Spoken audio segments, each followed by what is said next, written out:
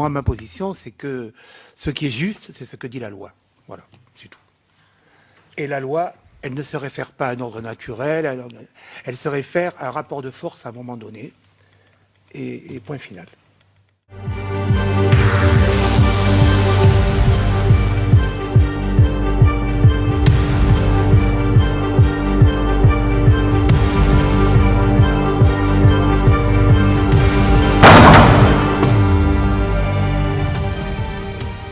Les textes que je vous lis sont tirés du De Legibus, le traité des lois de Cicéron.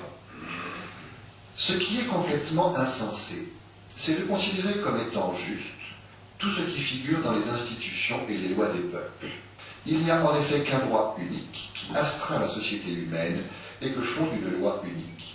Loi qui est la juste raison dans ce qu'elle commande et ce qu'elle défend. Qui ignore cette loi est injuste, qu'elle soit écrite quelque part ou non écrite. Clair et précis. Je continue. Si le droit se fondait sur la volonté des peuples, sur les décrets des chefs ou la sentence des juges, on aurait alors le droit de faire le métier de brigand, de commettre l'adultère, de fabriquer de faux testaments, si de tels actes obtenaient l'agrément des votes ou des résolutions de la masse.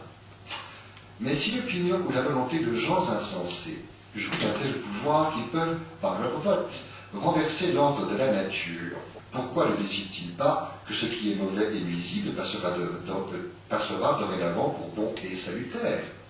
Ou encore, pourquoi, puisque la loi peut créer le droit à partir de l'injuste, ne pourrait-elle pas créer le bien avec ce qui est mal?